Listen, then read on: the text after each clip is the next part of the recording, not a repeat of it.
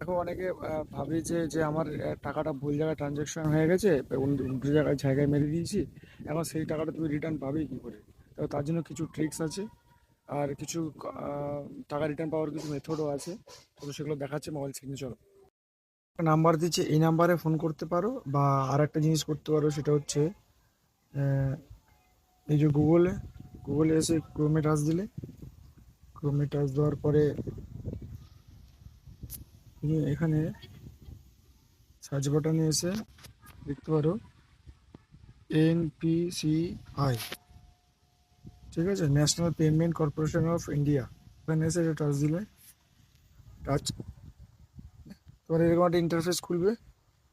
এখানে এই এখানে টাচ দেবে, আমি টাচ দিলাম। দেওয়ার পরে এরকম একটা ইন্টারফেস খুলবে।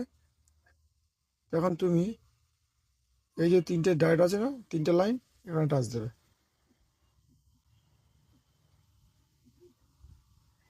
টাচ দিলাম। টাচ দেওয়ার পরে তোমরা চলে আসবে এই যে কাস্টমার, যেখানে লেখা আছে এটাই। দেখো এখানে লেখা আছে ইউপিআই কমপ্লেন, এই যে এটা ইউপিআই কমপ্লেনে টাচ দিলাম।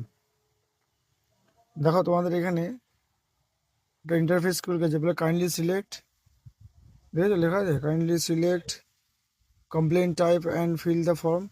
এই ফর্মটা আপনাকে পূরণ করতে হবে। ট্রানজ্যাকশন টাইপ দিয়ে দিলেন সবার উপরে,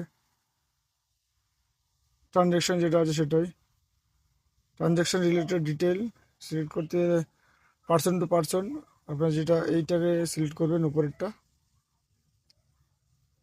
আমি এমনি ডেমো করে দেখাচ্ছি, যেহেতু আমি কোনো ভুলভাল জায়গায় পেমেন্ট করিনি। তো আপনারা যদি যেটা দেখাবেন, এভাবে যেভাবে দেখাচ্ছে এভাবে ফর্মটা ফিল আপ করবেন।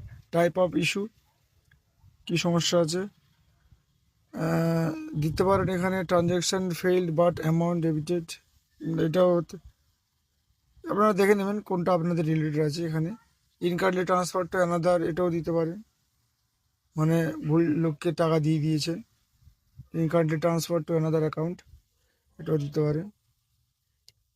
তো এখানে আমরা দিয়ে দেবো ইনকারেক্ট ট্রান্সফার টু অ্যানাদার অ্যাকাউন্টে দিয়ে দিলাম।